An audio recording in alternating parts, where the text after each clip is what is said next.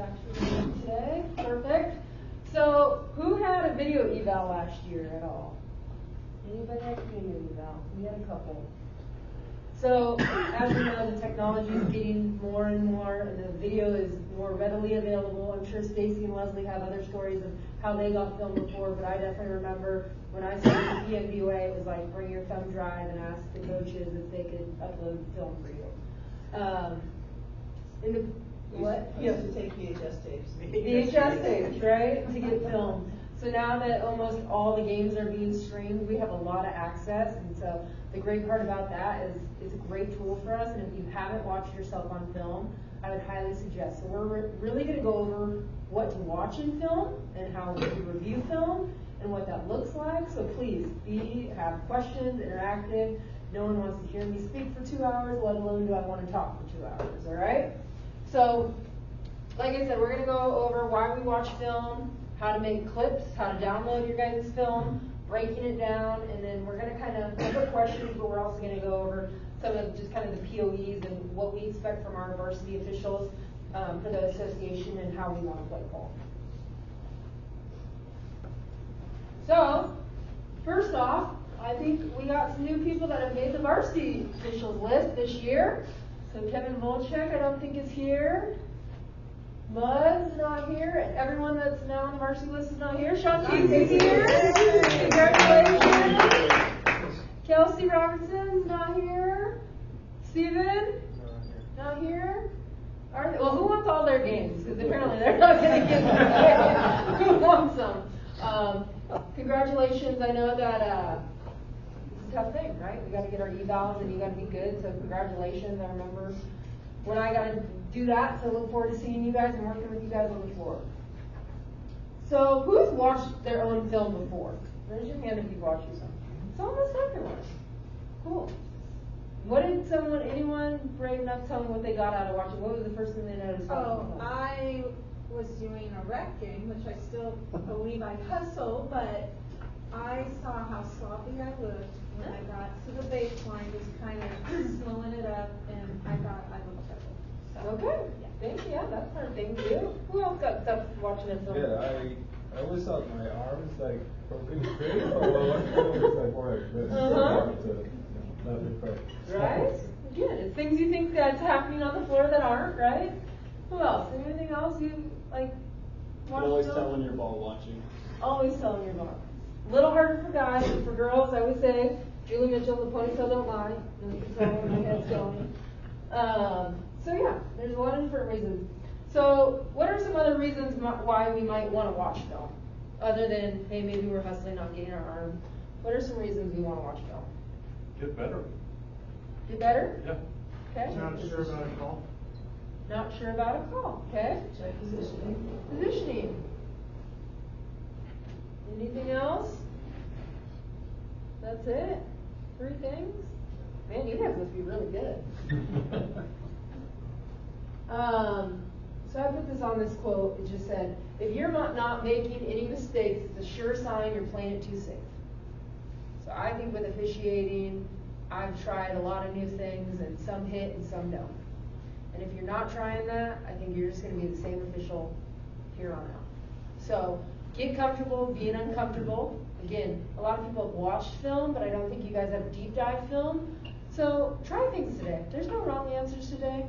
There's no test at the end. So let's try things so that we can be better as a whole. So who's clipped their play? Besides watching it, who's clipped their play? Okay. Nope, that's something. Cool. I don't know what I can share. We're going to get back to this because I want to kind of deep, but it's a program called VLC. That's how you clip plays. So if you need it, if you have your computer tonight and you want help downloading it, I can. I'm also going to send this presentation out, which just has a URL link that will send you right to it, and you can download it. Whether you have a Mac or Windows, it will send you to the website to do that. Okay? So I will send that post, and then if you need help, I offer my services. Email me, call me, and I will be more than happy to help you get set up. Email me too. I volunteer also. I volunteer. So these are, whew. Matter of fact, that's what I was doing. I was watching my game. for the plays. So I know we're talking about the association and the board about, I think majority of the high schools now put their film on NFHS network, correct? Is that what they do? No idea.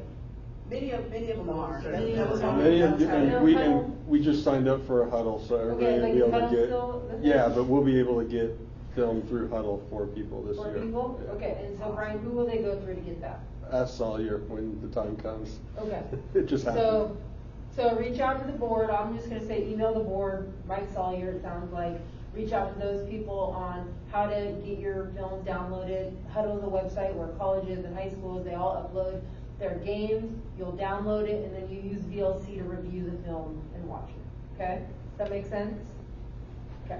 Brian, is that every league? They're working out, like, they're going to all the coaches' meetings now to tell them we have it and work out what will happen. I think it'll probably be more of a school by school thing than a league by league thing. The primary thing they're doing it for is video evals, because like our officials numbers, our observer numbers are down, so that's what they're focused on right now.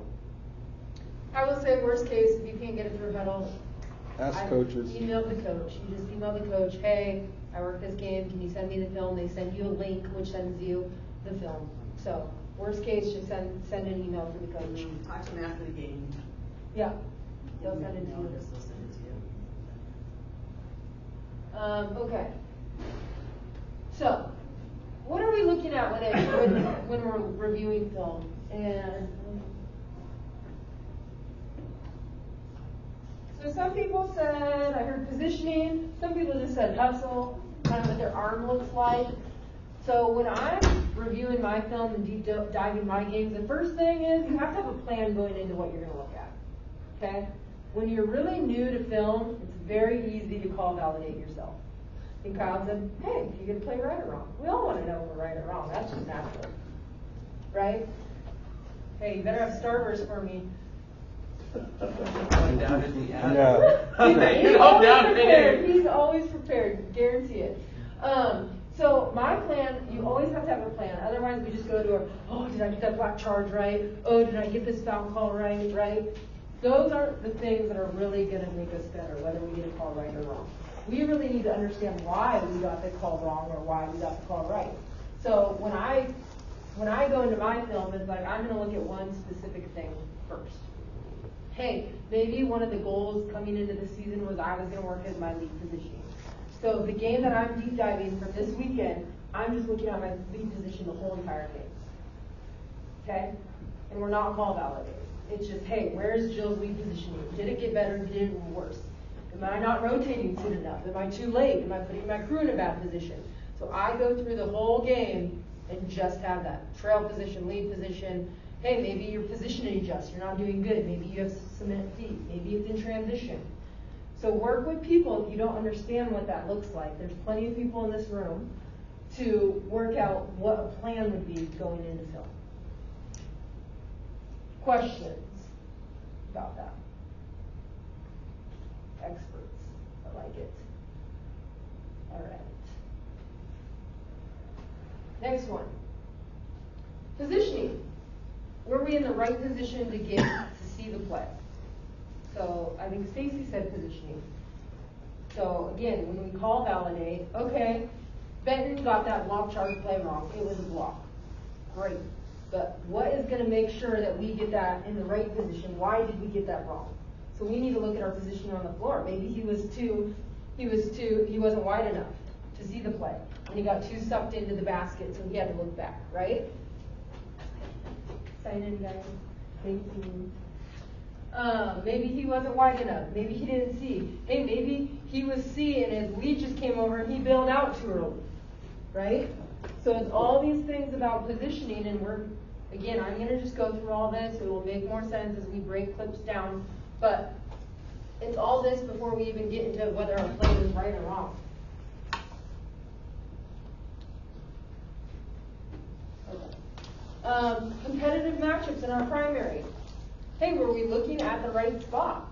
I think, Sean, someone said, hey, if we're looking ball watching or not, right? We're not, and we talked about that in the academy this year. It's like, hey, we got to get to those competitive matchups. It's not always where the ball is, but the competitive matchups in our primary. So again, breaking that down from every position. And when I deep dive my film, it's not I just look at myself. I'm going to look at Stacy and Leslie if they're on my crew, and I'm going to pretend I'm in their position. I'd actually like Stacy to come down. If I was trail, I'd be down a little bit more. Ooh, Leslie is C. She's not on the floor. The whole play is over here. If I was C, I would step in on the floor, right? She's leaning. Oh yeah, that is. No. Leslie's leaning, and I'd like her not to be leaning if I was C, okay? And as lead, was I mirroring the ball? Maybe I wasn't mirroring the ball. But we'll break down every single position. It doesn't just have to be you. Because if you break down every single position, it will make you better at every single position. And just knowing what they should be looking at, what you should be looking at, what everyone should be looking at, so that next time we have that play, you're in a great spot and Ben's like, oh yeah, okay, I knew I had to get wider out. I got wider, I got to my competitive matchup. Boop, I know the block, right?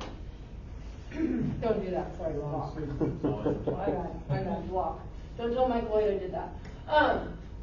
Then, each position's responsibility, I kind of just went over this about for who and what they're responsible for, right? Maybe it's cutters leaving the area. Leslie's leaning at C because she's trying to see that cutter come through the key and that defender go through, right? What they're responsible for as a crew. Oh. Wow. That's quick. Thank you. Done. Go get drinks.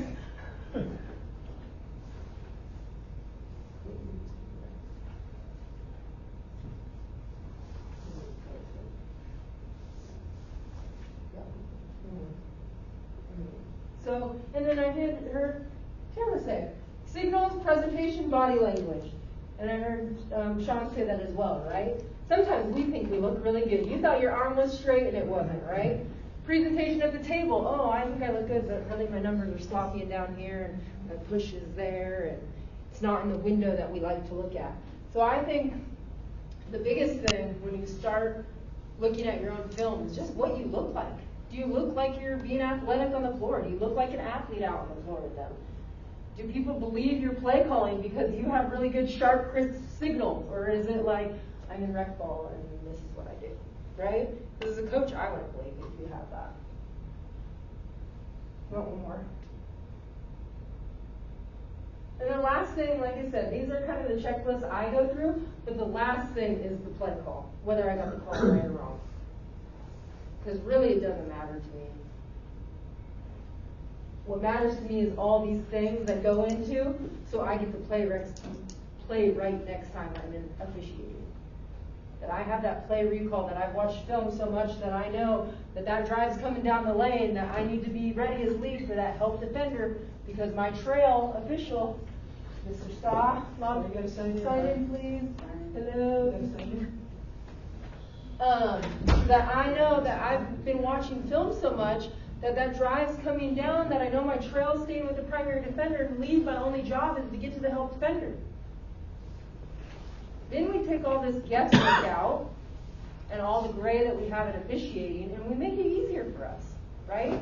If I know where to keep my eyes to the right position, I have a higher chance of getting that right. I mean, we all still can mess it up. I still mess it up, let's be real. But it will give us an easier way and more practice and have good habits of getting our eyes to the right place. So this is how film can make us better, rather than just, hey, whether I got the call right or wrong. Any questions about how we're going to do this and what we're looking at film for? And if you have any other things that you've looked at film for? Nothing. I knew I should have brought you here. Yeah. They're It's been a holding livelier out. conversation. A lively group tonight. So, we are going to break down some film. Now, you don't have to look who it is because this is a random game. Nobody we know. So we don't have to be like, oh my God. Ira Dunbar is late to the court and he's late as trail. Geez Louise, okay? So, It's not you, don't worry. No, if you tell the truth. Truth hurts, right? So Leslie and Stacy are going to be my volunteers. And we're going to go through breaking down stuff. So the first thing here, Stacy, you're going to be lead, Leslie C, I'm going to be trail. Again, we don't even need to talk about a play, whether it's block, charge, foul, or no foul. Okay? So, Stacy, you are lead. Can you tell us what you're looking at? You like the position, what you're responsible for? Oh, there's With the lead pointer. there. Yeah, I just want to make sure, because there was bodies down there, I couldn't tell who the lead was. So the ball's in the middle of the court, sideline to sideline. So as the lead, I want to be in the closed down position. Where's the little pointer? Which one do I push? The This green, one? that green. Yeah, okay. So this isn't my play right now, this is the Trails play. So I'm gonna be, if there's gonna be a drive, I'm gonna be looking to see where's the help coming from. Okay, what help defender is most likely going to be your help defender? In this situation? Yeah. Maybe this guy. The big guy in the middle. Yeah. Okay, do you like your position as lead? Yeah, close down, I'm okay with that. Okay. Leslie, you're up. C. Okay, I like the C's position. The C seems to be, is set up at their home position, free throw line extended, and they're on the court. And it's got a wide open look at the play here. I think this is who the center is going to want to be concerned about in the event that he's going to go over and help. I think he's supposed to be guarding three, but he's sagging off, so this is not a competitive matchup. So I like how the C is set up. Benton, can you be trail, please? Sure. Leslie, I was going to ask you a question though. Yes. But I will be trouble. Leslie, can I ask you a question? Yeah. What's the C get ready for? Like, what do you think the C's preparing to do? It could be, this guy gets ready to pull, jump shot. Yep. So he's got an open look for that. Point of contact, if this guy comes, he's going to have what we call the A look on point of contact on a jump shot. Right? So a jump shot, there's no competitive matchup. The C's matchup is this. However, we're extending our primary to see that if they pull up, that we're going to be responsible for any of this. Right? And also if this defender helps right here. Mm-hmm. If this defender decides to help Yeah. right here. Yeah.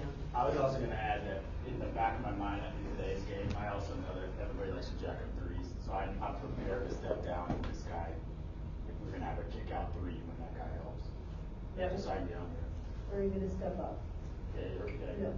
Right? So, go ahead. So I'll just take mine. So this was not initially his matchup, so I was going to say that. So because it came out of the seaside, right? So he followed up the court, but then there was seaside. So my one issue with the trail right now is I think it's too high. Mm-hmm. So I wanted to get down to the 28-foot line. That said, I do like that he stepped on the court because you see that a drive is probably going to go to the basket, so it's a little easier for him to follow that drive all the way to the basket if that happens, because now it's coming to his side. So I think that's pretty good. But I want him to stay connected to this play as it goes to the basket. I like it. Okay? Can I go back to the lead? Yep. The only thing it looks like the lead to me seems to be too closed off and not their shoulders opened up. So if this were the baseline, instead of being at a 45, they seem to be more at a perpendicular. And so in that way, with them if they could open the shoulder up more, they would get a better look. Better peripheral vision. It'd be better peripheral vision if their shoulder were more open. Right? So again, I'm a big proponent on having good habits. So if you guys always go to your home position, there's always home positions, right? C is free throw line extended, shoulders parallel, okay? I'm going to say something about this. Either choose to be on the court or off the court. Because I know every time I put my heels on the edge of the court. Because if the ball hits me, I don't have to look. I know the ball's out of bounds. Okay? Whatever works for you, but choose one. Because we've all had the ball hit us, and you have to look down at where you're at, and the play's coming. Usually the players are coming at you. So again, habits. Trail is 28-foot line. That is your home spot, right? We work to position adjust. But again, getting good habits, going the right places. We have 2 spots as lead that we go to when we're new lead in transition. What are the 2 spots that are our home spots? Wide out and close down. Go wide out and close down. And what spot do we go where the ball is? So where in the window? So we kind of window at 1, 2, 3. So when do you go to those 2 positions? When the ball moves to that area. So here's this window 1. Here's windows 2. Here's window 3. You're talking about this lead, I'm sorry. Yeah, so you're lead. So you're running lead. The ball's coming on this side. What position do you run down? Do wide out or close down? It'll be a wide out there. Perfect. And then if the ball comes in window 2 down the middle, where do you want to be? Close down. Close down. Perfect. And the ball comes over here, You want to transition. you want to be in what? Close down or lead? Close Wide down. out. Close down, So right? you can transition if you have to. Perfect. So if we again have this, get to those spots so that we can be in a really good position in the mechanics manual, so we can be in good position. Because like you said, if we run all the way to wide out and the ball's over here and they kick it to the corner, we have a long ways to go, right? And we're behind the play. Put your crew in a good spot. Exactly. So again, when you're talking about plans, hey, as lead, am I getting to the right position every single time down the floor? If you're not doing that, I suggest you start. Because again, that puts our crew in a really good position. If we are closed down right when that ball swings and it's in the front court, don't rotate when the ball's in the back court, that we can immediately rotate to our side and put our crew in the best position, because usually it's the most people in the ball in that situation. Okay? Absolutely. Awesome. Questions about that? All right, so we are going to play this a little bit more. Okay. I'm sorry, I wasn't watching. I was daydreaming. Okay. No, Play to the basket. We're going to let it go. good. First call of the game. Contact. All right, so I'm going to go there. And Stacy, you're going to be trail.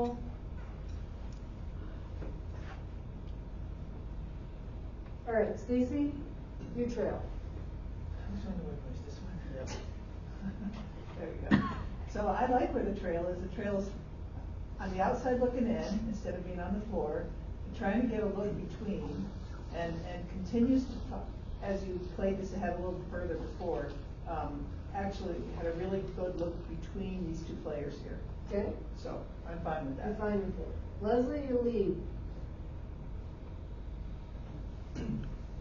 I like the lead. The lead is, looks like they're at wide out position, which they should be because the ball is strong side on their side of the court. And the lead should be, I think I like his 45. Huh? Here's one. You calling me fat? And I think he's got a good look at the players here in the key, and I think he's got the way he's positioned at 45. He's his peripheral vision is wide enough to see what's going out there. Even though this isn't his primary in high school, but as the leads, it looks to be a competitive match. I can't see that as a great player. So Smith, let's go. Just what you're responsible for as lead right now. So as the lead, I'm responsible for. These would be my competitive matchup right here. Okay, that's in the what league. you're responsible That's for. what I'm responsible for. Right today, okay? Ben, C. What you're responsible So for. first I'm gonna say I think that C's did a good job getting down the court with the bulk of the players, which is key.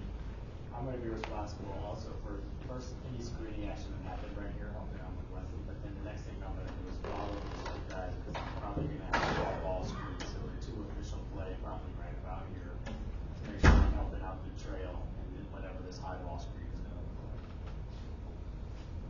This is a common trend in everybody that's been breaking down film so far. What they're responsible for right now, and then just having basketball IQ of what could be next. Right? We can't always predict what's going to be next, but we have a really good idea, not that he saw this clip happen 5 seconds ago, but he has a really good idea He's right. that they're going to come up for a screen, right? And we might need help because it's really in our trail's lap.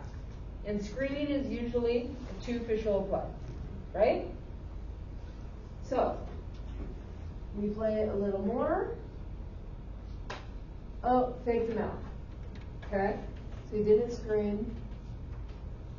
Okay. Stacy, you're still trail. What do you think about your position? I like it. I'd like the trail to be a little more at 45. You can still referee the play down here without flattening yourself out. So I would like this person to be at 45, but I like how low they are. They're even with this player here and not like way out at midcourt. And that is definitely their play to officiate. So they move their eyes over that way. So Stacy said they like this official at 45 because they're kind of more flat in the play. Why would we want to be 45? Why do you? Why do you? Because of why?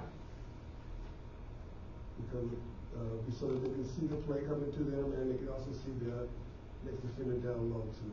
Because what if he pump fakes and they come down for a screen, which that's a very usual basketball play, right? If we are closed off to the play and we don't see what happens with this screen, we're going to say, oh shit. And I'm really going to hope Ben has something. I'm going to owe him a beer after the game because I missed the play, right? So yeah, we want to make sure as much as possible that we have our two partners and all 10 players in our vision of field. And that's the reason why we have 45 degrees as trail, and that's why we have 45 degrees as lead, right? And that is why we are parallel as center, right? Because if we were 45 as center, it would cut off half our court, right? Okay, Leslie, lead. You fixing your pants? Yeah. Lost some pounds? Lost some weight. Ready to move into my in-season pants. So, I still like what he's doing. It looks like he might be taking a peek to see about a three, and then preparing for a rebound. Because there's potential for a long rebound, and three is probably going to try and get to this player in the corner and pin him off on the rebound. So, Okay. he might be a little flat. He might be too. This guy might be too open. Right. A little bit. Yeah. Okay. Are you gonna let Rod sit down there on the floor like that and take pictures? If he gets my good side, absolutely. He is always in the perfect position. but- Rod has always got but my good side, so I'll never. I've always wanted that wall there to be, clear. You're talking about this one that's behind them. Yeah. I mean, it's gonna be It's your comfort zone. It's your comfort zone. I make sure they're out of the paint. Yeah. I don't have anyone in the paint. He looks like he's out of the paint. If you are uncomfortable with it and you can't officiate, that's up to And I've you. always sent him out like where the other guy is. So yeah, Steven, it's up to your comfort zone. Well, to me, it's like, too many cars in the same spot, right? Somebody's gonna hit each other, and that's, usually a player coming in, so. And he said, up to your comfort zone. If he's not comfortable for you, move him. And we ask that very politely, right? Not, hey, Rod, move. Yeah, I know it's how Rod Don't say that to Rod. People tell me to move all the time. Usually, though, it's photographers telling me to move when I'm officiating.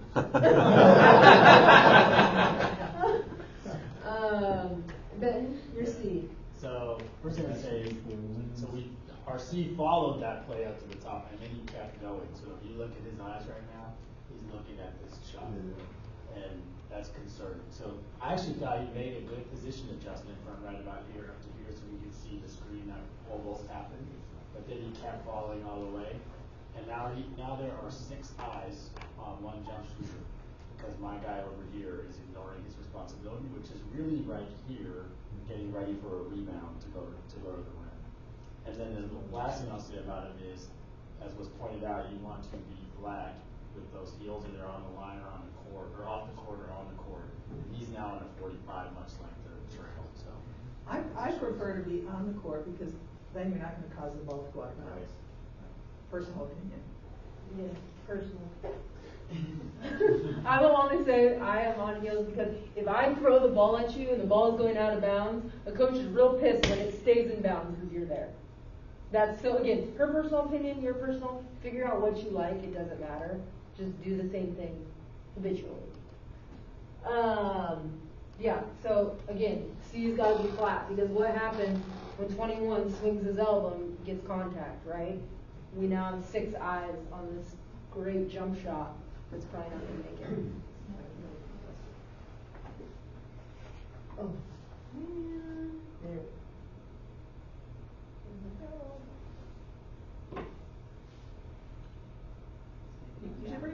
contestants. Are you gonna bring up I something? am. Okay. I am. I just wanted to, okay. So, when you guys are coming up, just talk about their positioning, it's not a big deal. Their positioning, if you like where they're at, do they need to move down, move up? And, what they are responsible for. That's all y'all gotta do. So they did a great example of what you guys need to do. So I don't wanna ask people to do it. I love volunteers. It's way easier. Come up, try new things. It's not scary. It's really fun. It is fun. Oh, I love it! We got one, we need two more new ones. It's okay. This is a safe space. Sean, there we go, Brian's up. If there Sean, are come people new to the on. varsity list, this is a great opportunity to learn right here. Because you're basically calling plays on the floor, but What's up with C? with all the help those guys are gonna give Who's my you. children? Yes.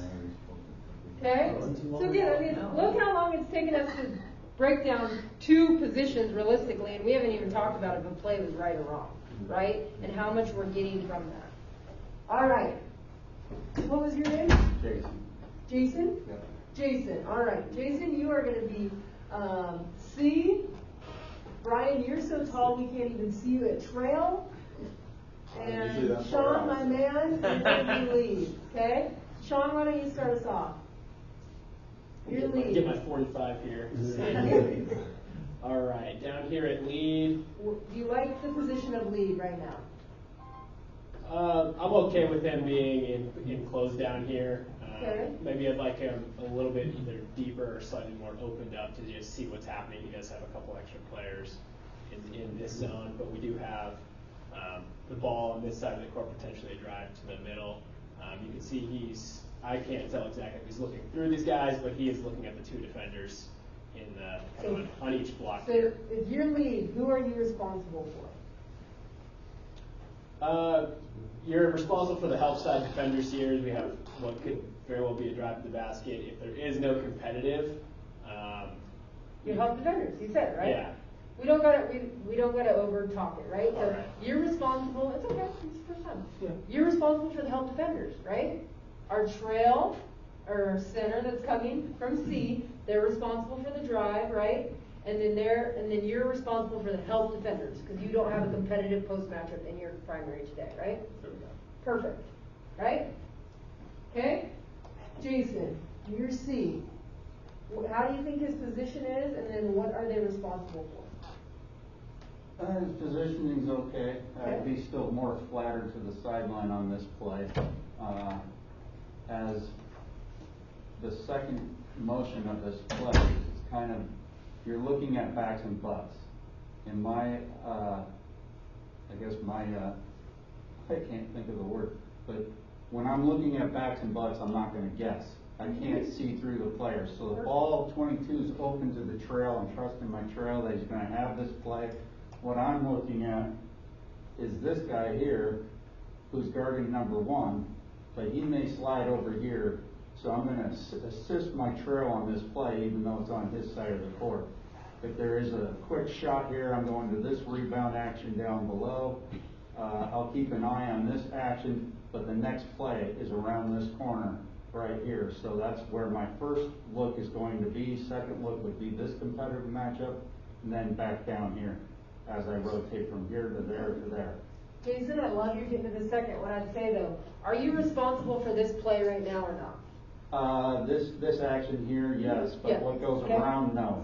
Okay, but let's just not, where I wanted to say is, let's make sure we're not leaving this early, Right, right? exactly. Because you can't quite see, but actually I think C has a pretty good position they saw on that curl, right? But you're still responsible for this until our trail picks us up, right? Exactly. So let's not leave that, and then I love that what you said is, hey, we gotta be ready for this guy to slide over, right? Right. And have the peripheral and awareness, so great. Brian, tell me about the C that you're so tall and you still can't get it on camera. Well, it's almost surprising because when I was running up at the court with the guy, Yeah. the ball handler, I was even or ahead of him at times, You and were. somehow I'm now way back out of the play. So Mhm. I would like to be right down on that 28-foot line, Okay. so y'all can see me. Jason's a great teammate. I'm basically doing the inverse of him. I'm focused on 22, Yeah. coming around that screen. You're focused on who? Like, You wouldn't be focused on like 22. Yeah, somewhere on the screen, right? You wouldn't be focused on the offense, would you? Oh, I'm sorry, yes, I don't get the number. We wouldn't be looking at the offense. See, there I am, there. Okay, so now you're there. Perfect. No, I love exactly what you said. You wish you was down on the 28, but now you're in better position, Yep. right? So talk about your position. We're gonna run this. Talk about your position now and what you are responsible for. I'm still on what's going on in the ball actually right there. So who's your defender you are responsible for? It's Three, Yeah. right? So you, Trails, primary matchup, competitive matchup right now, we're looking at 3. The legality of 3. Okay? Perfect. Jason, what are you responsible for now? What are you looking at? What do you like about their position that could maybe be different? Well, if one here is in his field division, I'm gonna take a step up so I can see, assist on this play if he curls and comes around, because if he does all of a sudden come back around this corner, I can help out on this drive if he goes there. But really, I'm refereeing this defender and that defender if he does reverse, or if he does shoot, then rebound action on this side. I like it, right? So you have awareness. Hey, this isn't really competitive right now, but this is in C's primary, right? So we're having awareness. Same thing with this. This is in our primary, but there's no competitive matchup right now, right? And you had a great point. When we see backs and butts, we cannot see whether the defense fouled, right? We really need to have that A look between the defender and the offense to understand if there's any illegal contact. So whether you move up or whether you move down, we got to be somewhere. Again, if you're seeing film at C and you constantly have this look, you got to work on your C position. Okay? I think sometimes it's very easy to get lazy in C, and I think C is one of the hardest positions because we get where we get our feet rooted and we see a lot of this. But there is so much going on at C and cutting that we got to really be disciplined to where we're looking and what competitive matchups, because they're usually coming in and out of our primary. So I think C is actually one of the hardest positions for us to be engaged, okay? So, and then you also hear position adjust. A lot of your observers will probably say position adjust. The reason we'd want him to go higher or lower is if they skip pass and they go up and shoot, so that you don't have to, as they're already shooting, oh shit, get down, right? That you're already there. The pass comes, oh, I see, nope, it's good, 3-pointer, whoop, and away we go, right? Okay, Sean, lead. All right. Tell me what, you like his position? As lead here, I can see this competitive matchup forming between blue defender 4 and white here on offense. Okay, let's So start with in your that, position in the position as the official here, I think I want to take a step or two out wide, keeping that 45-degree in. It looks like at this point he's kind of become plant-footed and he's starting to turn out a little bit. Mm-hmm. And so now at this point he's going to lose sight on what might happen in the kind of center of the key. So I want him to get a little bit wider while kind of maintain that 45-degree inwards, focusing on this competitive matchup here at the block. Right, great, because we want to mirror the ball. The ball is, we're at the wide out position for lead, so we need to get to mirror the ball wide out. And then like you said, so that we can see our competitive matchup and our new help defender, if they drive from here, whoop, that he's wide enough that he can see right where the help defender is.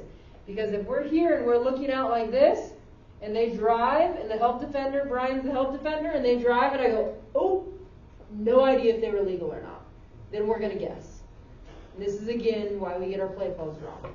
Because we're just not disciplined at knowing, hey, we got to have 45, we got to have 10 and 2 in our field division.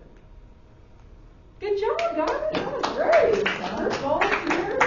Thank you. Who else is up? Everyone's going to go. So whether you guys volunteer or we choose you, everyone's going to go. You guys, Don't let us voluntold. Yeah. Come on, Don. Come on, Don.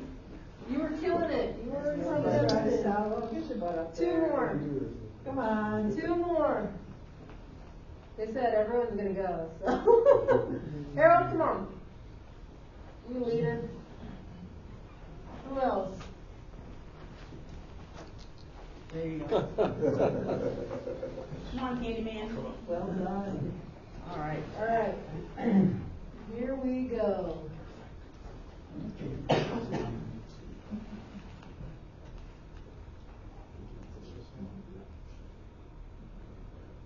All right.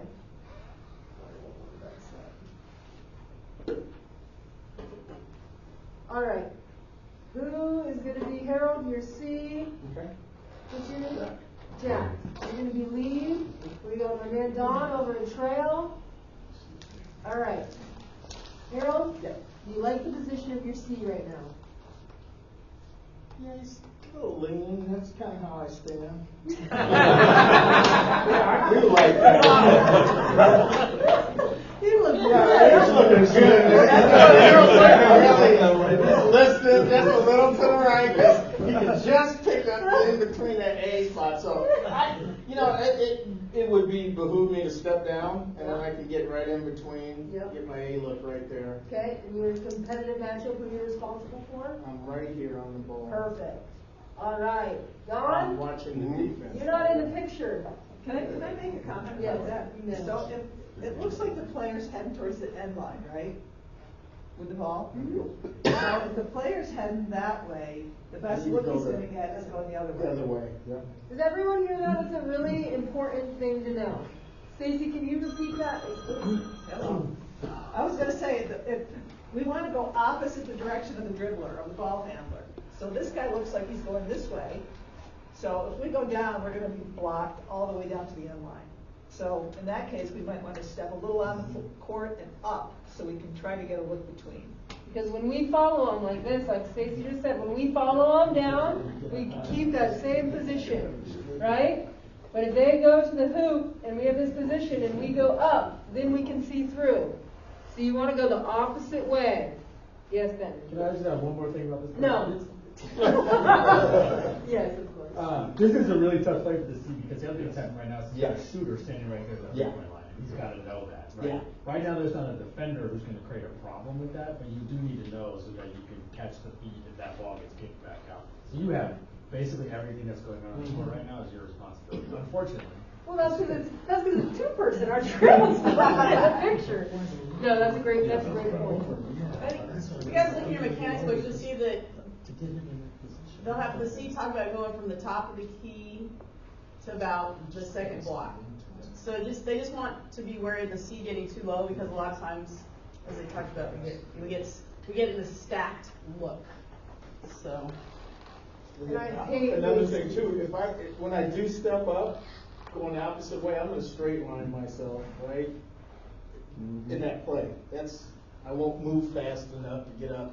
You know what I'm This saying? play on the block play? No, yeah, with that ball, if he goes down and I try to come up and get high enough to get in between, I think I'm gonna straight line on that. So Is it gonna be better or worse than if you step down? if I step down, I think I can stay with the defense. I don't know, Coming around. defense is gonna be blocked out, but Yeah, I- okay. Here's another one. So if he spins and then all of a sudden elevates for a shot, Mhm. and you step up, you've created the angle to see the shot right here, the elbow flick and everything else in that position as well. Right.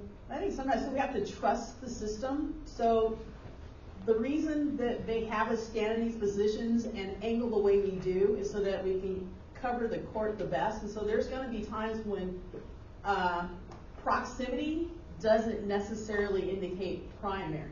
So even though this is in the center's primary, depending on what happens, you may not have the A look. The trail may have the A look, but we have to trust the system and give the center an opportunity to put a whistle on that play. And if it's obvious and the center doesn't get it, and it's a play that we have to get, then we can come in with a cadence whistle. But we want the center to work hard to get an open look at it. But sometimes there are plays set up, and I think the Vince's play, sometimes we get a lot in our lap and we just can't see it all. But we are a team out there, and that's why it's important that we adhere to the foundations of our positioning, and that's why positioning is so important. Leslie made a good point. If you can't see it, don't call it. Yep. We don't guess. I know it's easier said than done, but just trust the system. Sometimes you're just not in a good position. And the coach says, Jillian, you missed a foul. You might be right. Bad position. I was getting Starbucks trail. I'm sorry, I couldn't see that. So yeah, trust the city stone. The trail might have the best through look at this. Yeah, I was just gonna say right? that, yeah. The trail might. Not this trail, No, because no. you don't know the picture. Yeah. But I know our PNBOA, I know the PNBOA officials. Oh man. I know the PNBOA officials. That's my fourth game of the day. I might be out there though. If John decides to do 4 games that day, I might be out there. That's why I don't do 4 games. Okay, one more set, and then you guys.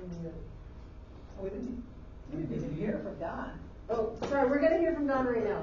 Don, Yes. look at you. You finally came to the picture. Well, Thank right, you. right You're here. finally on video. So, what do we think your position as trail now that you're finally on video? Well, I'm here, I still can't see anything. You Right? you are 100% correct. You can't see nothing Nothing. still. Okay, so where would we like trail to be? Again, at the 28-foot line, in between these guys, you can see in between them. Does everyone agree that we'd like the trail to be a 28-foot line? EC. I'm sliding to the right back. Yeah. I would probably want my trail up here. Yeah.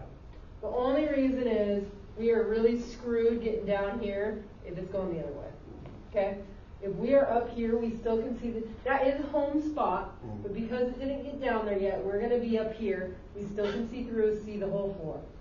Okay? This would be, if we were here, we'd be too into the play.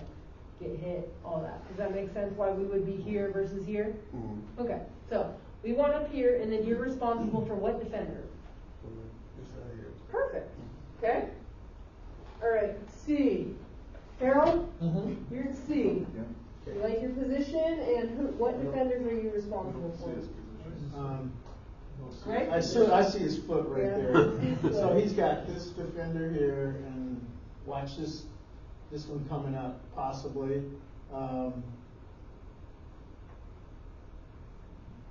Mainly these two right here. Yeah, right? Mainly, what is this defender, what are they gonna do next, right? Yeah. Okay, good. Jack, your lead. What do you think about your lead position, and what defender and competitive matchup are you responsible for? I like his position. He could Yeah. be a little bit wider, but Okay. you're watching everything right here Yeah. to see what's gonna happen. And have a kind of a little bit more awareness if this guy comes over. What do we feel about him right now? The offensive, the Yeah. defensive guy or the offensive guy? Both. Well, both of them. What would you do if you were leader right here? I'd probably yell at him to get hands off. There we go. First thing. Yeah. That's what Right? he's doing, he has his Yeah. whistle in his hand. You guys, preventative officiating. Someone that probably does it the best in the room, Rod Marr, right? Rod, what would you tell these knuckleheads? Let him I tell him, I'd be yelling hands. Yeah, there you go. First of all. Right? Hands.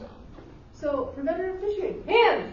Easy! And they know what it means. Uh-huh. Like, that's clear. They know they're using their hands there. Exactly. Yep.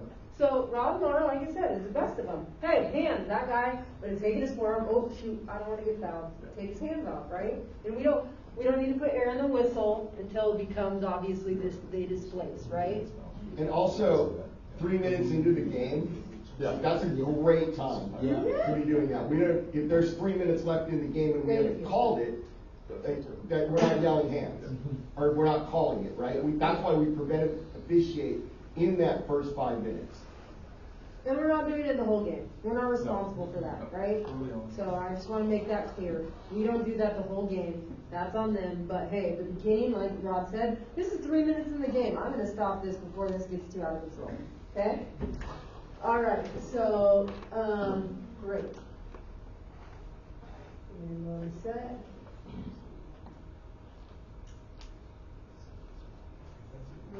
Transition.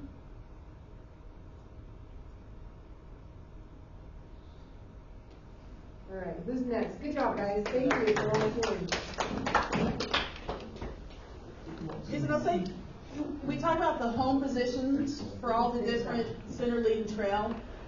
Those are guidelines. Sometimes we need to move out of those home positions to get an open look to see the play.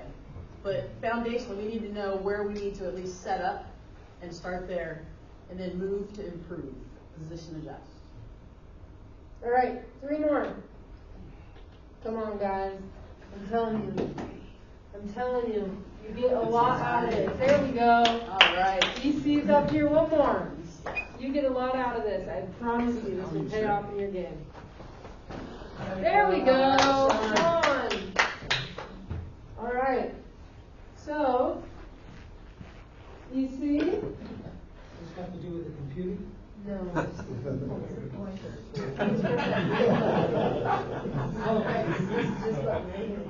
Yes. That's it, and we'll point it up there, see? Okay. You're gonna be lead, Sean, you're gonna be, trail that's not in, and you're gonna be C, okay? So, EC, we got inbound play. Do you like your positioning, and who are you responsible for? First of all, that's it. No, please. I'm gonna scoot out just a little bit more so I can get a better angle. Okay. Between the passer and the defense. Okay. Who are you responsible for? And I'm gonna say to him, as he reaches through the plane, I'm telling him not to do that. Okay, I like it. I hate to have to call that call so early in the game. All I right. see that a lot in high school, okay? Yeah, sure, okay. So I'm gonna step out, take a look at him. And who are you responsible for? Passing and the defense. What's that number? Okay, those two. Perfect. Zero? Well, that's Okay, you're responsible for these two. Okay. That's what I wanted you to say. I'm responsible for Who those thinks two. the lead is responsible for these two and these two? Oh, thank goodness no one raised their hand. All right, the lead is responsible for the thrower in, okay? A lot of times I hear people say, well, these people are in my primary, I'm responsible for them. No, you are not. When we take the ball out, we are responsible for the legality of the throw-in.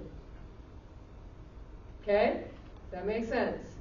Now, if, oh my God, something explodes and Rod was yelling at the cameraman and Stacy was over here getting popcorn and there's an oh my God crash and a lead, I have to have something, okay. But you are responsible for the thrower in and the legality of that. We gotta rely on the rest of our crew. Okay. C, what are you responsible for? Ron Mara has his hand up. Yeah, me too. Go ahead. So let's say we're about to hand the ball in. Mm-hmm. And we're looking at this scramble go on. Sure. Everybody gets in their position. A lot of times I'll see like too much pushing, too much body. And I just wonder what this does.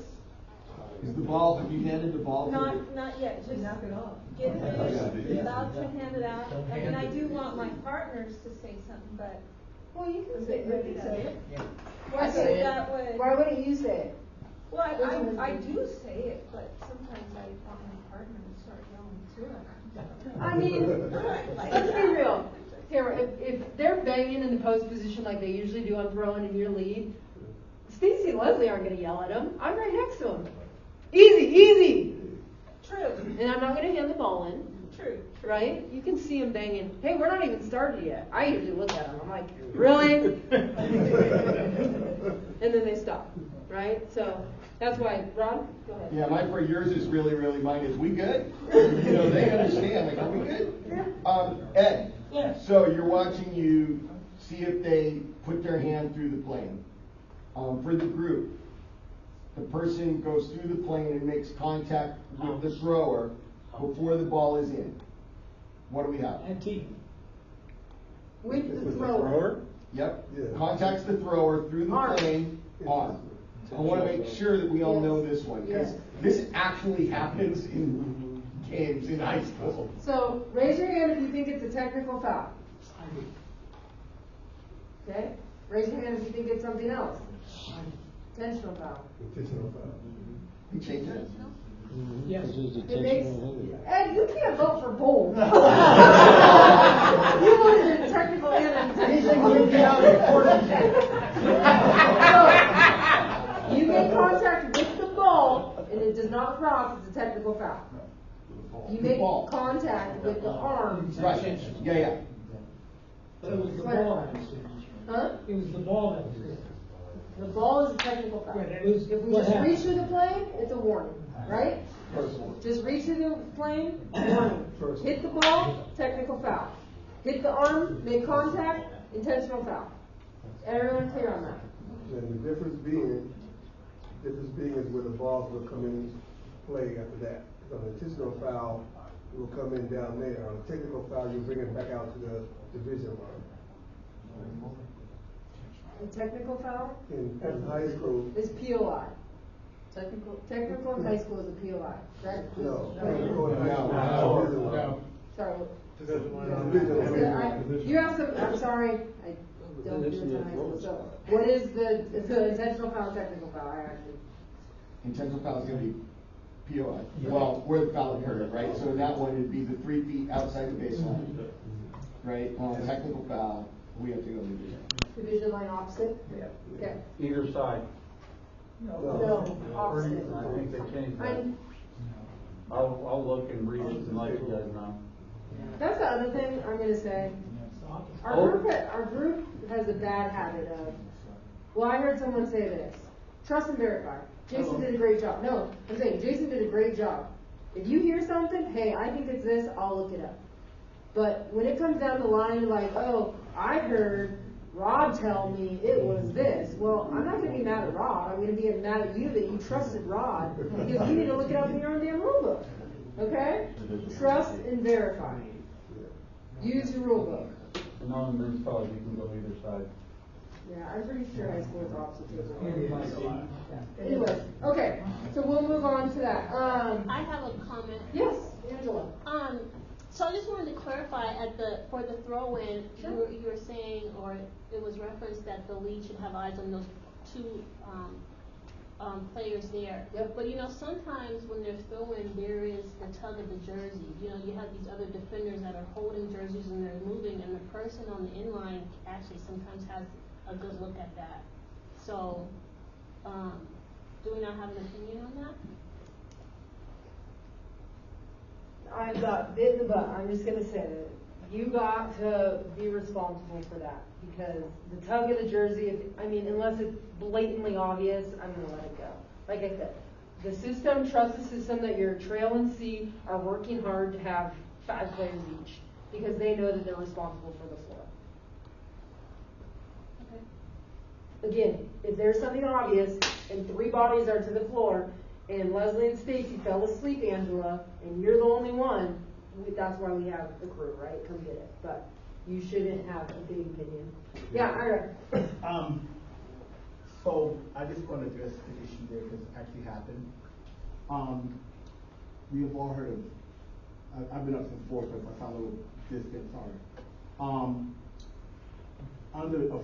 For better officiating, if you were to see something like that, and your partner didn't see it, and you can understand in the game where it could be pretty intense, just keep in mind that whether in high school especially, you're dealing with kids, right? Mm-hmm. And so, if a kid feels they've been taken advantage of, and we as officials don't address it, then I can guarantee you from personal experience, they are not thinking about basketball. They're thinking about getting even because the official didn't call it.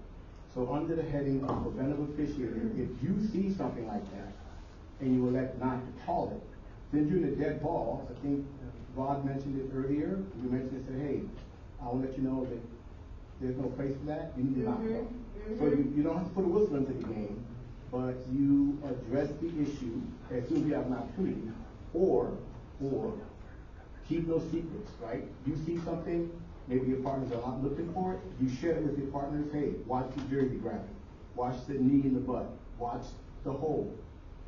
So now your whole crew's alerted, so now the next time around, right, they're also looking for that, so it doesn't become an issue later on. So you don't keep any secrets. We don't necessarily have to put a foul on them, but we have to address it at some point. We don't have to wait for timeouts to share that information. Substitutes, throw-ins, and free throws are good opportunities to say, hey, watch 42 holding on the throw-in, and then it puts them on notice. I have one other thing basic thing about throw-ins, is too many times I see officials looking at the thrower in and not at the defender. What's the worst thing the worst thing that thrower is going to do is step on the line. But we should have enough peripheral vision to get far enough away that we can see that peripherally and referee that defender and see the rest of the court. Yep, good point. All right, tell me and see what you like their position, what you're responsible, what defender matchup you're responsible for. I like his positioning. It's a little bit farther down since the plays around on that side. This is my defender right here, and I'm watching this stuff right here. I'm watching for screens coming over, jerseys tugging, and I'm going to watch this defender coming over here. Most likely, it might come over there just in case of a kick out or something when it goes on.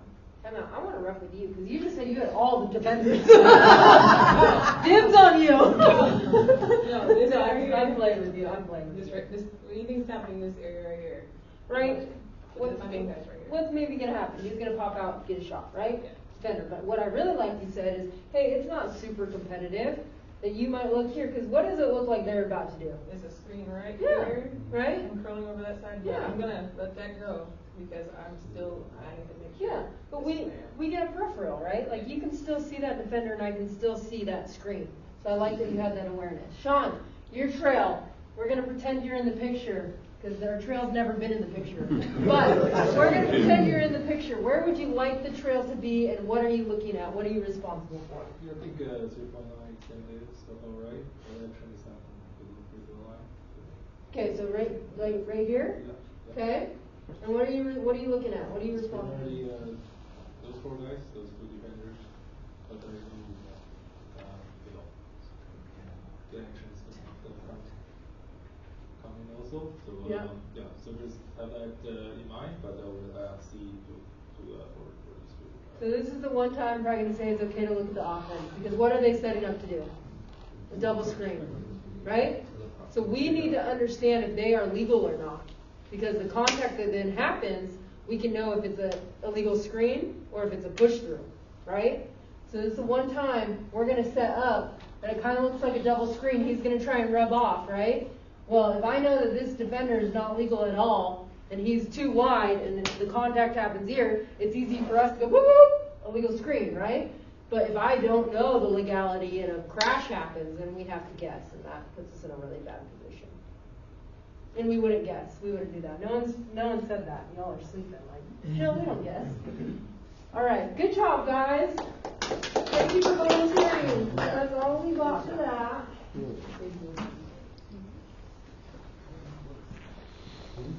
Three more. Well, we're gonna be done with that. Oh, okay. Questions about that? You guys have questions? Again, deep diving, something you learned, something you still have questions about.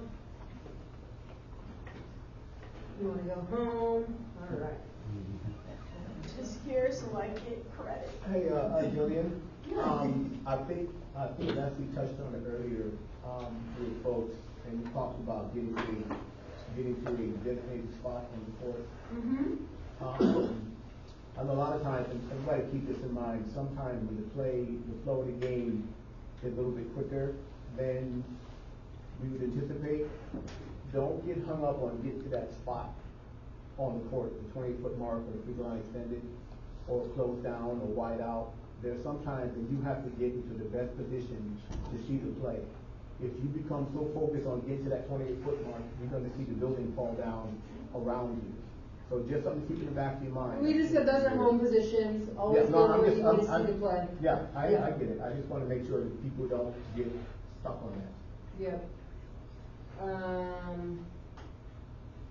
Definitely good point, Ira. Gotta go to where the play is. Yeah, I apologize, I came late, I gotta leave early on another meeting. Oh my goodness. Popular. That's what And, you call by a star. You gotta give it your You guys are awesome, but I sent out like 80 emails to remind people about this meeting, so I have no excuse for it. Once you get something in your mind, you think something at 7 o'clock, it just goes through your mind, right? So you can send me those names, or I can take them, so I can record that stuff. We'll just let you take them. Well, let's take a picture, yeah. I knew that was your booklet, I know you. It's Jillian's booklet. Hey, Julian Ross over there. She came mentioned, prepared. About warning the people, and this guy in this row here. Now, you guys have talked about that, I've seen them do it before. You got the ball here, and they're doing their pass up like this. You just take that little step forward. You done? Ready? This is the way he does it. My man right there. Okay, that's why I'm leaving. No, you're leaving. Tough room. So, we'll watch, I'll let you guys watch this clip. I'm gonna tell you, this area is right here. This happened to me this weekend. This is basically exactly what we're talking about, but being prepared, and then I'll break it down for y'all. Okay, here it goes.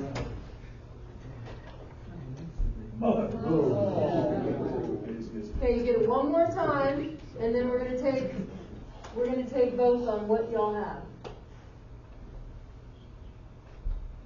Here it goes.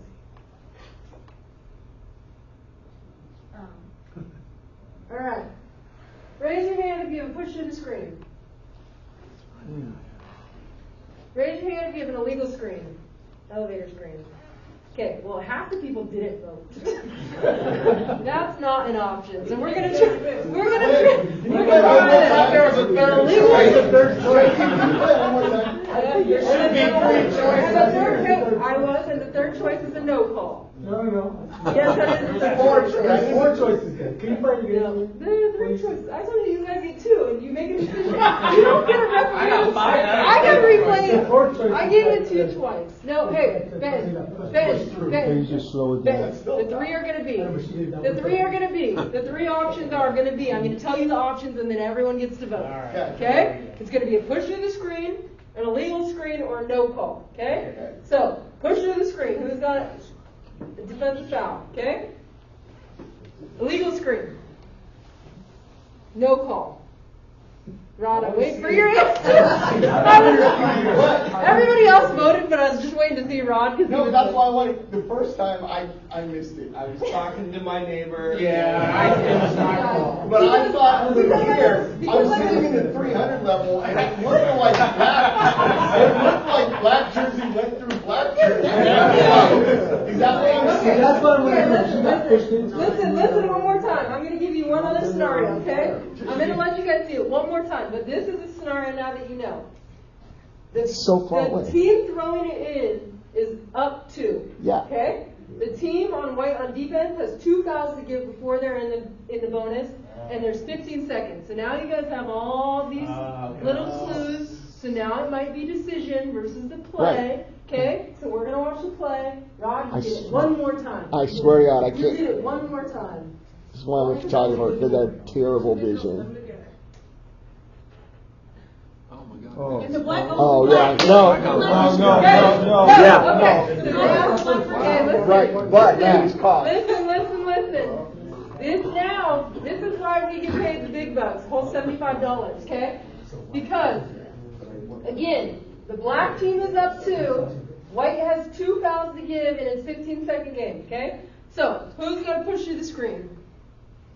We got 0 push to the screen now, okay? Who's got an illegal screen? No, we're not going. We've given you all situations. It's too darn difficult to see it a mile away. And then the no call. Okay, now we only had 6 people vote. Wait, I have a real question. Define what you mean by push to the screen. It's a defensive foul.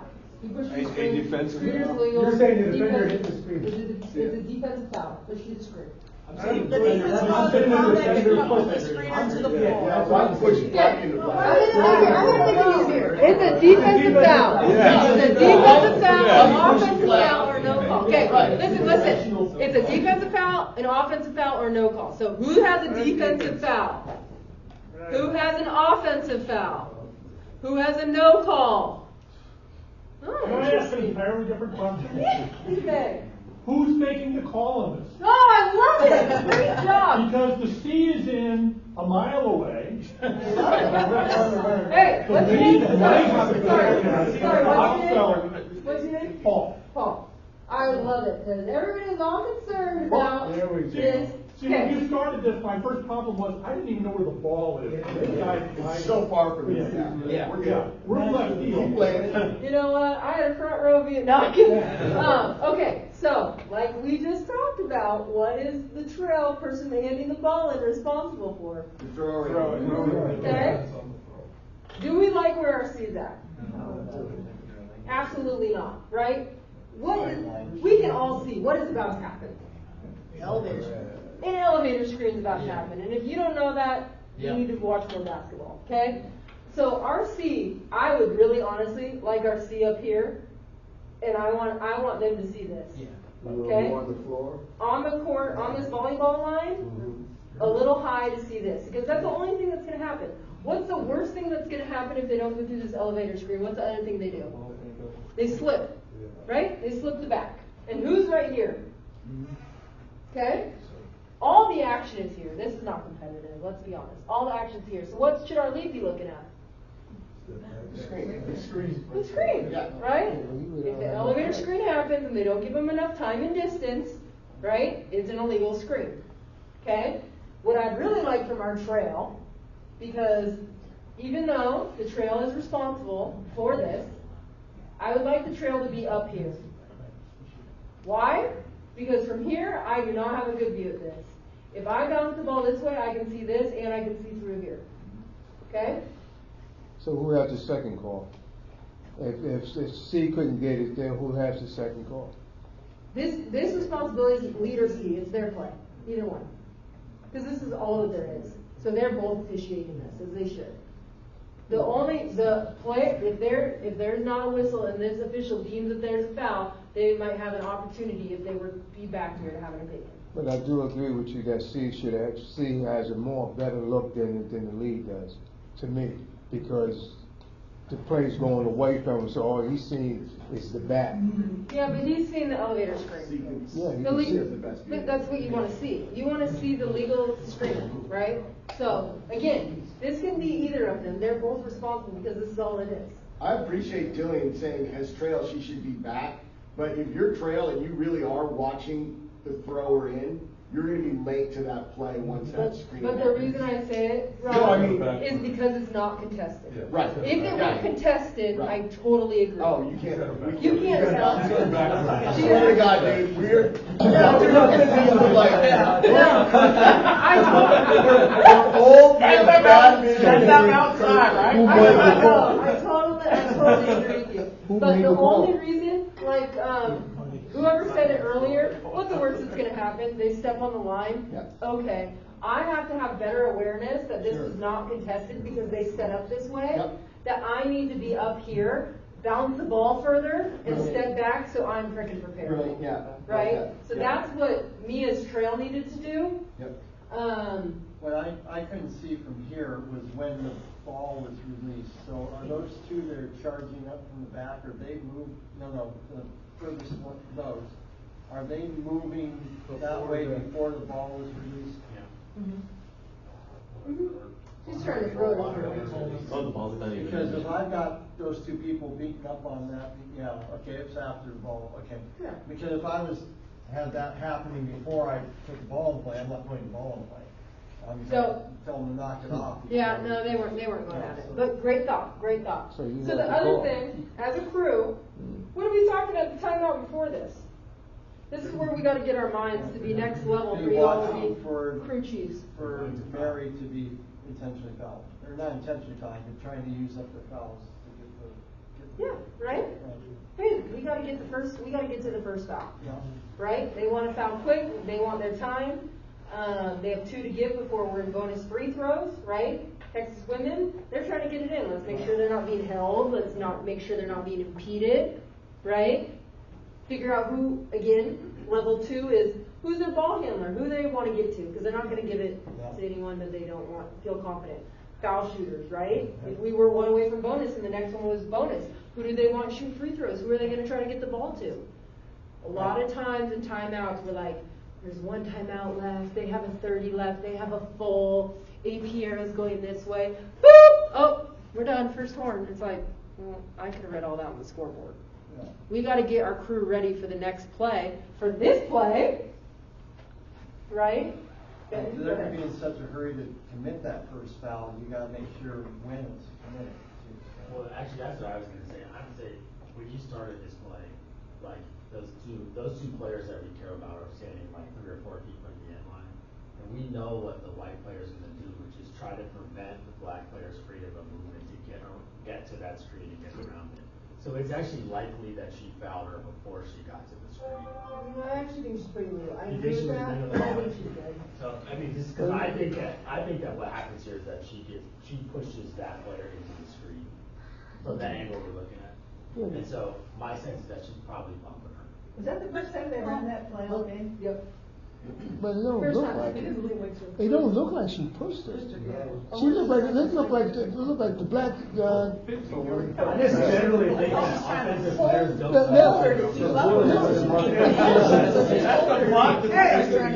Quiet for a sec, please. Question.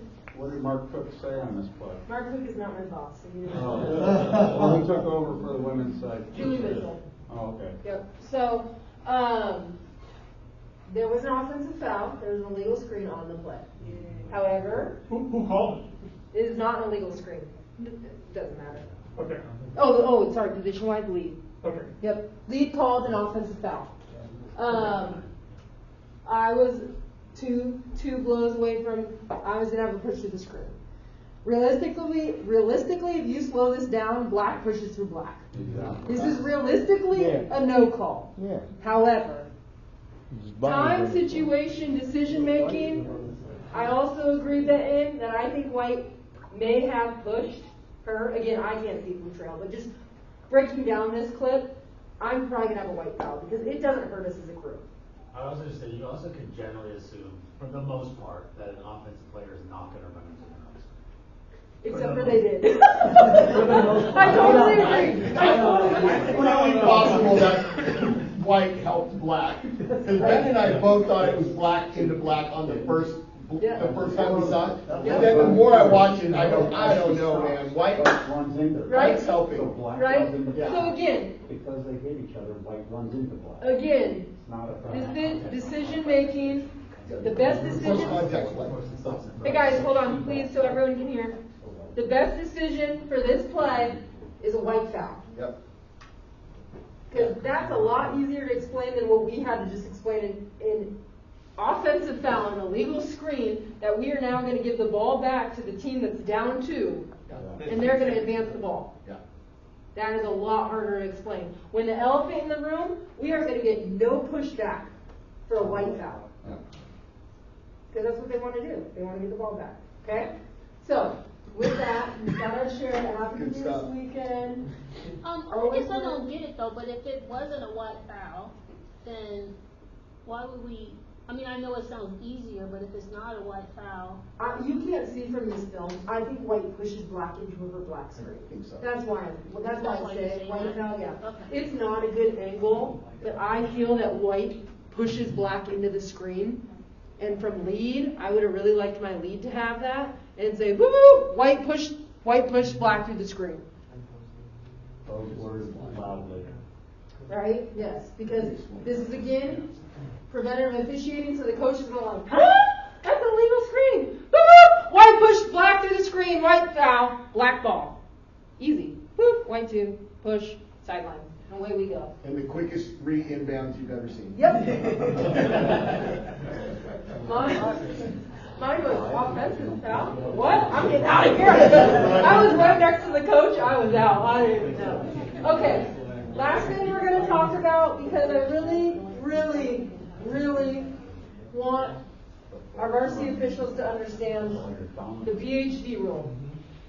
We all face call it. However, does anyone know PhD? Ball handler dribbler, sorry. Ball handler dribbler, PhD. It is so important, and I feel I hear a lot with our crews and our association. Well, they were going east-west. Well, it was only there for a second. It didn't affect their RSVQ. I just want to tell you, word for word, what it says in our rule book. The following acts constitute a foul. The following acts constitute a foul. It's not the following acts could constitute judgment of a foul. Guys, read. Acts constitute a foul when committed against a ball handler dribbler. A player becomes a ball handler dribbler when that player receives the ball. This would include a player in the post position. So, if we read this, these are automatic fouls when these things happen. Placing 2 hands on the ball handler dribbler. She's dribbling this. We all see it. It's the hip turn. Boop! Automatic foul. Placing an extended arm bar on the dribbler. That is an automatic foul. Placing and keeping a hand on the player. Automatic foul. Contacting the player more than once with the same hand or alternating hands. Automatic foul. That's what Okay. happens. Watch the opposite player push. Well, she's pushing off because she keeps getting touched. And now, everyone hates this, and I'm going to say this. Y'all will have a lot cleaner games if you clean up between the free throw lines, this stuff. Your game's going to have a lot more flow, I guarantee it. Because if our... arguing with them over that, I just hit the first one. Well, that's great. I'm just going to say that we, as an association, when we don't do this, what happens? The teams can't run their offense. It's helter-skelter. They're doing things. Then other things happen. Usually when we let these things go, we have to make a way worse decision than an easy one up top like this. And guess what? If we all start calling it, they're going to stop doing it. But when I get on the court, and Rod gets on the court, and we're calling BHGs, and then the next night we get, well, Harold hasn't been calling that all season. Probably. Well, I'm like, well, Harold, I'm like, he's been retired. He doesn't want to call those no more. Can I offer something? Yes, of course. And one of the reasons why I think in the past we've not been very good at it is everyone hates getting the bonus in the first quarter. Okay? We've now thrown that out the window. Exactly. We can still get the bonus in the first quarter, but it's about in the second quarter you're not going to shoot a parade of 1-and-1 because you're going to reset. Yep. Right? So we can clean up. We have the powers that be have given us the ability now to clean all of that up earlier. Right? We had it before, but now there's no defense for us not calling this. 100% agree. And guess what? The penalty of 2 free throws is worse than 1-and-1. No.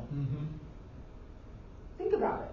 They don't want to send someone to the line for 2 free throws. If you did it for 1-and-1, you're going to get the ball back. They could miss it, right?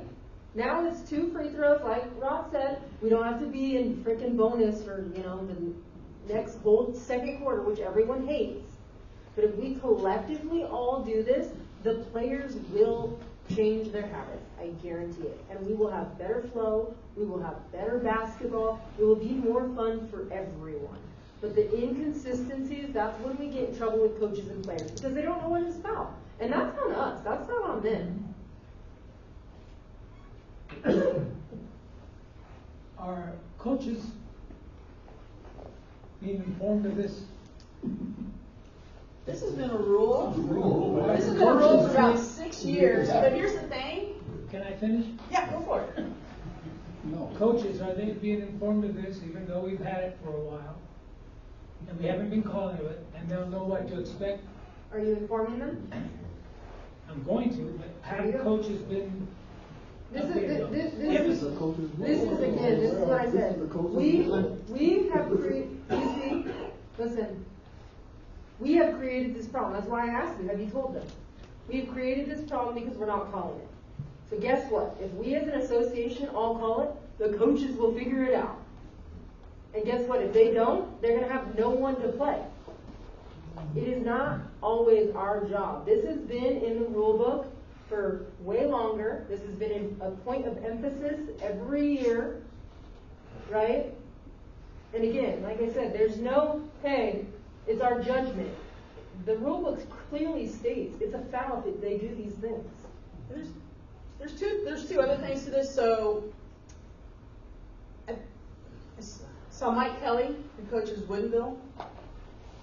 His team was at a tournament that we had a women's officials camp at. Women's college basketball, if we don't call this, we lose games. They expect us to call this. So all the officials at this camp are vying to get contracts. They were calling this. Mike was frustrated by it. His players adjusted, and when I saw him, I says, Mike, I want you to know that there's really, I think he yelled to me that this was not a rule at the high school level. So we have done such a poor job of calling this, of not calling this, that they don't think it's a rule. And so we need to be better.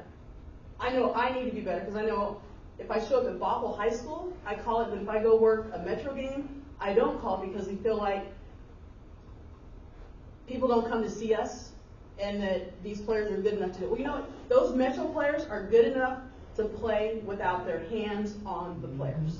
And then there's a third part to this. One of the reasons with women's college ball that they want us to adhere to this is so that no matter where players go, from the East Coast to the West Coast, the beginning of the season, the end of the season, they get some consistency. And so part of the reason I think that when these Metro teams from the Kinco leagues go to state, they're going to get officials over on the east side that call this.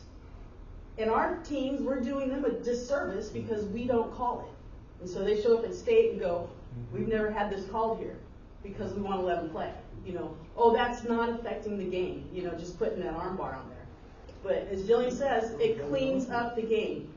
Because when you don't call it, you've got a more difficult decision to make. It's fine. Don't worry. I gave Ryan from Auburn a technical this summer because he bitched at me about this. So don't worry. It's Well, fine. I think the other part is, right, it's basketball. It's not football. These guys aren't just defensive coordinators. You explain to the coach, like, your guy gets the same freedom.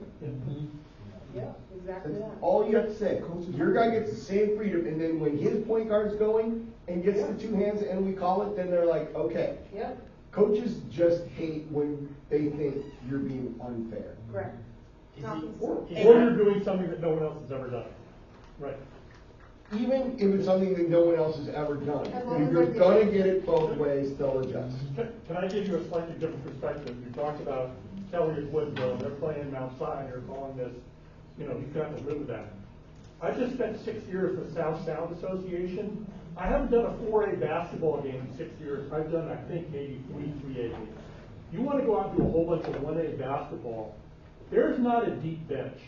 You started calling that, and this is what they do down there, is they let them play through this because they don't have the depth or the experience off the bench. And if you've only got 6 guys on your team, and you've got 3 fouls in the first quarter because he keeps putting his hands on them, it falls on you, and that's not right. We need to keep calling that 1A, 4A, wherever, and they'll figure it out. And we'll figure it out. Can I just answer that? Easy answer. I want to answer the question probably directly. Look, our association, look at itself in the mirror. We call this differently depending on what gym we're in every night. You know? So we are unique as an association because of the spectrum of basketball games that we do, right? And it's one of the big challenges. I stood at a podium at the Metro coaches meeting last year, right before the playoffs, and they hammered me on this question. They said, you call this differently every night. We have no idea what the rules are on any given night when we walk into the gym. And I made the exact point that Leslie just made which was, yes, we're doing you a disservice when you go to state if we don't call this. This is the rule. We have to call this. Like, full stop. And it cannot be because Paulo Banchero is blowing by that. If he's getting fouled, he's getting fouled. We have to call it, right? If he's going east to west, but he's getting hand checked or he's getting arm barred, we have to call it. Because that is a disadvantage to him, even if he can get by it. It's a disadvantage to him and an advantage to the defender. And we do allow too much. I mean, they were able to show me film that just says, look at that, I got 2 hands on a dribble, on a ball handle dribble. It's clear that we do it differently depending on what game we're in, and I think that's a really good example. And it is not just done our teams a disservice, as Leslie pointed out, does us a disservice. Because it's very easy for a coach to say, well, no one's been calling that for 2 months, and all of a sudden I got Rob here calling all of them in the first quarter, right? Typical. So we have you and me. Coming into Good point, Ben. Like I said, this is, again, y'all are on the varsity list. It starts with us. If we don't call it, JV officials don't call it. If JV officials don't, where do you think all these JV players go? To varsity. Majority of them go to varsity. Same thing with JV coaches. Like, it's important for us to reach down and help our younger officials, because those JV coaches, those JV players, they all come up to varsity. So we all have to set a good example, and right from the start of the season, we're not going to start doing this in January. Like, that's in fall ball. I call this stuff all the time. It's like, this is what we're calling this year, so get used to it right now. And make it part of your pregame. Yeah. You know the beauty about this whole thing, when we started doing it about 10 years ago, I don't know how many years in women's college, the coaches got so angry with us. We're like, hey, it's in the rule. The coaches write the rules. They finally got over it, and now they're the ones saying, 2 hands. Why aren't you calling the hands? So they've completely flipped because I think they see the value added to the game by calling it this way. So. Well, it slows down offense. That's the thing. The reason it changed in women's basketball is because they wanted more scoring, and it created more scoring. So that's what I say is your games will be better. There will be more flow. I guarantee it, and there will be more scoring. It's just facts. Based on the data we have for the last 10 years, there's more scoring. You can't tell me games don't have more points today than they did 10 years ago, right? So with that, that's all I got for y'all. Questions? Did you guys talk about the discriminatory behavior policy? No. Go for it.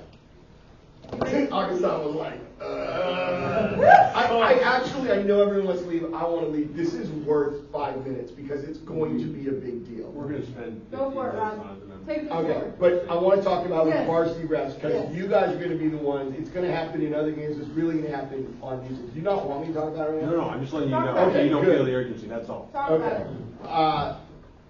The WIAA is cracking down on discriminatory behavior. So that is words of a discriminatory nature being said, fan to player, player to fan, teammate to teammate, player to opposition. Are all those scenarios clear? The penalties are going to be different. And this is what they'll go over at the meeting, and the reason you'll understand why I'm bringing it up for you guys right now, is that it became such a big deal in the fall, and Dave knows this better than I because he assigns soccer, that what the penalty will be, first of all, is if it's reported to us, we're to call the coaches together and game management and report that someone told us that this discriminatory language was used towards a player, or a player comes up and says, I heard player A say it to player B. We didn't witness it personally. So we bring the coaches together, game management, and that's taken care of. Now, if we witness it, teammate to teammate, what is it? A technical foul. Teammate to opponent, what is it? No. It's whack, it's a flagrant technical, you are ejected. So if you hear discriminatory language from a player to an opponent, and we witness it, that's an automatic flagrant technical. And the coaches have been told. I spoke to the Metro coaches yesterday. Someone's speaking to the Kinko coaches, I believe, tonight. So it's going to be a big deal, and it's going to put a lot of people in uncomfortable situations. But Mike Bethea, the dean of the Metro League coaches, stood up at the meeting last night and said he went to 2 football games in the fall. Neither of which involved the beach. There was his nephews or something, people he knew. And he said both games almost got called because of discriminatory language. Tara Davis, who's Associate Athletic Director of the Metro League, said, I'm the mom of 3 sons. I don't want that language. Everyone wants to get rid of it. You're going to hear arguments that, well, some of these terms are terms of endearment between people. That's fine if they're going to do that off the floor. On the floor, we are charged now with penalizing it. So get used to that. There's going to be a big presentation at the next meeting. The reason why we want to put that in, I want to put that in, I was told by Bickle, is talk about this briefly tonight so you can prepare for it. And then the last thing is understand the difference, and a coach said this last night. So if a kid drops an F-bomb towards an opponent, he's ejected. And I said, understand there's now a difference between profane language, profanity, and discriminatory language. Okay? If I tell Dave, F you, that might not be discriminatory. That's our decision. One of the judgments we make. There are other words that will be used where it's clear it's discriminatory. So when we talk about this, I'm not sure we'll get into that, but as varsity officials, think about profanity versus discriminatory language when we're applying these rules. That's all I have. In football, we actually had a game called because of it. Yeah. I had the first week of the season, I had a double header varsity, and both games, we had one instance, and both of them were players referring to their teammates. And they came out, the person said, "But coach, that's how we talk." And simultaneously, he and I said the same word, same time. Not here, you don't, right? Leave that home. But we were the kind of incubator, testing ground, whatever, and we changed the policy somewhat in football to where it's not automatic. It was 3, and we were done. And so far in basketball, there's no thing for calling the game. right, and we took that out of football now.